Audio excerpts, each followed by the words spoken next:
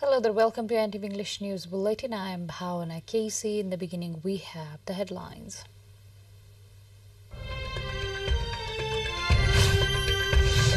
The results of 169 House of Representatives seats declared so far. Congress's Naren Khatka elected from Udaipur constituency number 1. More than 90% votes counted under proportional representation systems. 7 parties confirmed national parties status, crossing the 3% threshold. U.S. Senate passes a landmark bipartisan bill to protect same-sex marriage. Bill now goes back to lower house before President Biden signs it into law. And United States registers win over Iran to set up a last 16 tie with the Netherlands. England also into last 16. Argentina facing Poland in a decider.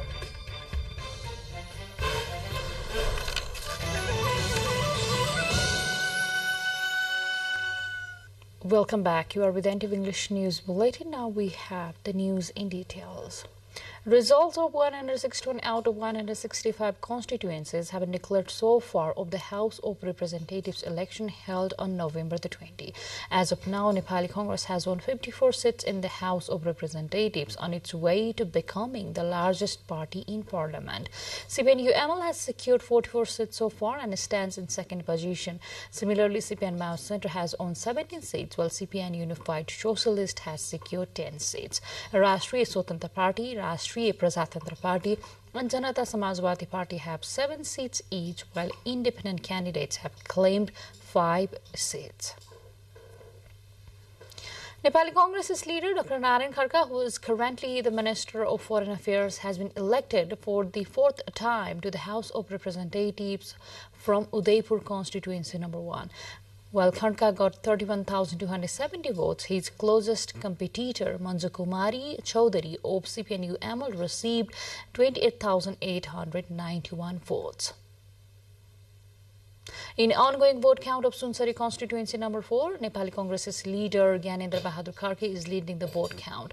Karke has secured 27,720 votes, while his closest contender Jagadish Kushiyait of CPN-UML has received 27,337 votes. Vote counting that was adjourned in Sunsari constituency number 4 since last Saturday had resumed on Tuesday immediately after an all-party meeting reached a consensus.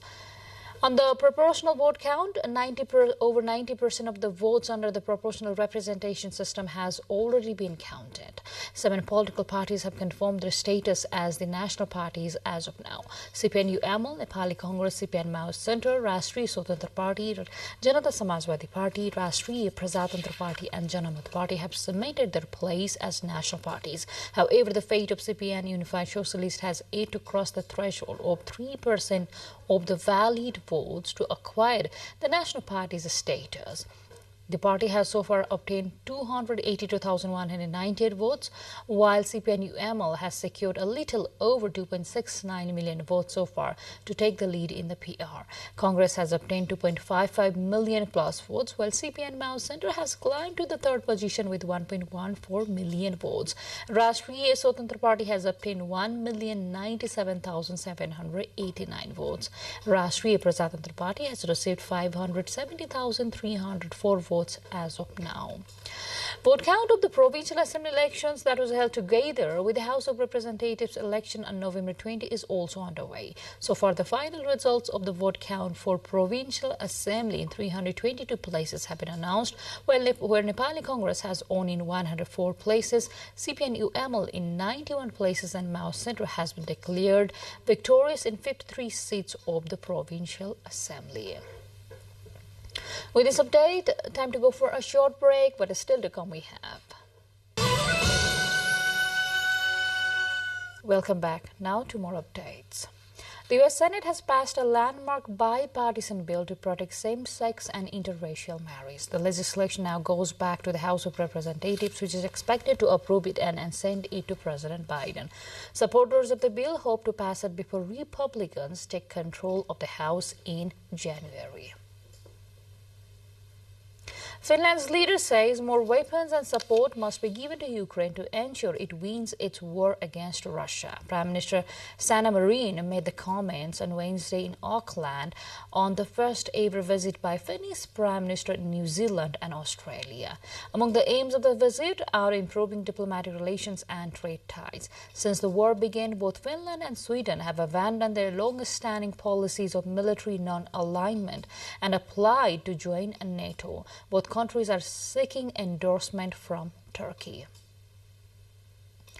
A World Wildlife Fund researchers has blamed intensive concrete construction in high-risk areas for the Ischia landslide tragedy on Saturday that killed 8 people and left 4 more missing.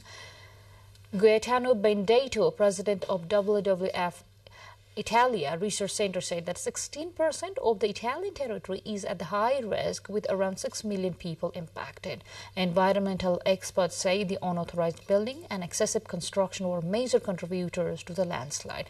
They cited a high incidence of requests under successive government amnesties since 1985 to gain official approval for structures that in some way violated the building codes. More updates lined up on the other side, but before that, time to go for a short break. Welcome back now to more updates. An experimental Alzheimer's drug modestly slowed the brain disease's inevitable worsening, researchers reported Tuesday, and the next question is how difference that might make in people's lives. Japanese drug maker Eisai and its US partner Biogen had announced earlier this fall that the drug Isenmab appeared to work, a badly needed success after repeated disappointments in the quest for better treatments. Now, researchers are getting their first peek at the full results of the study of nearly 1,800 people in the earliest stages of the mind-roving disease. The data was presented at an Alzheimer's meeting in San Francisco and published in the New England Journal of the Medicine. Every 2 weeks for 18 months, study participants received the intravenous drug. Researchers tracked them using an 18-point scale that measures cognitive and the functional ability. 3 Chinese astronauts docked early Wednesday with their country's space station, where they will overlap for several days with the 3-member crew already on board and expand the facility to its maximum size. The station's third and final module docked with the station earlier this month, one of the last steps in China's effort to maintain a constant crewed presence in orbit. The crew of Shenzhou 15 will spend several days working with the existing 3-member crew of the Tiangong station, who will then return to Earth after their 6-month mission. Tiangong can accommodate at a time 6 astronauts, and the handover will take about a week. That marks the station's first in-orbit crew rotation. More updates lined up on the other side, but before that, let's have the highlights first.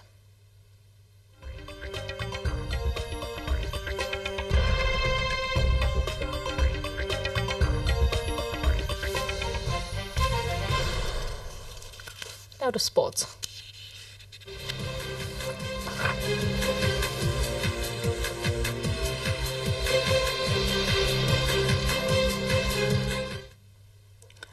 A top Qatari official involved in the country's World Cup organization has put the number of worker deaths for the tournament between 400 and 500 for the first time, a drastically high number than any other previously offered by Doha. The comment by Hassan Al-Tawadi, the Secretary General of Qatar's Supreme Committee for Delivery and Legacy, appeared to come off the cuff during an interview with British journalist Piers Morgan.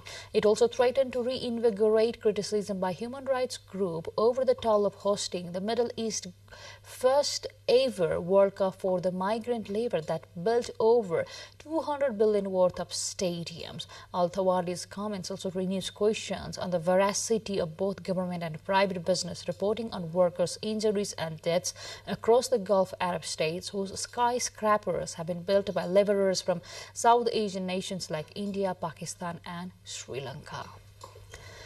The United States has defeated Iran 1-0 to qualify for the FIFA World Cup round of 16 and set up a last 16 tie with the Netherlands. In the other Group B match, England beat Wales 3-0. It will play Group A runners-up Senegal for a place in the quarter-finals. In the two fixtures under Group D slated for today, Australia is facing Denmark in the match that kick off at 8:45 p.m. Nepal Standard Time. Similarly, Tunisia will face France under other Group D match in the match that will kick off at 8:45 p.m. To make it out of the group stage for the first time in its World Cup history, Tunisia must defeat a France team that has already secured qualification to the round of 16.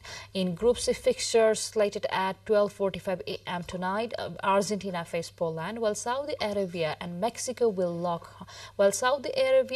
lock horns with Mexico. Argentina is facing group leaders Poland, knowing a draw might not be enough to secure a place in the knockout stages if Saudi Arabia beat bottom-placed Mexico. With this update, we come to the end of this English News Bulletin. But before we say goodbye, a quick reminder of the major stories. Results of 161 House of Representatives seats declared so far. Congress's Naren Kharka elected from Udaipur constituency number 1. More than 90% of votes counted under proportional representation. 7 parties confirmed national parties' status, crossing the 3% threshold.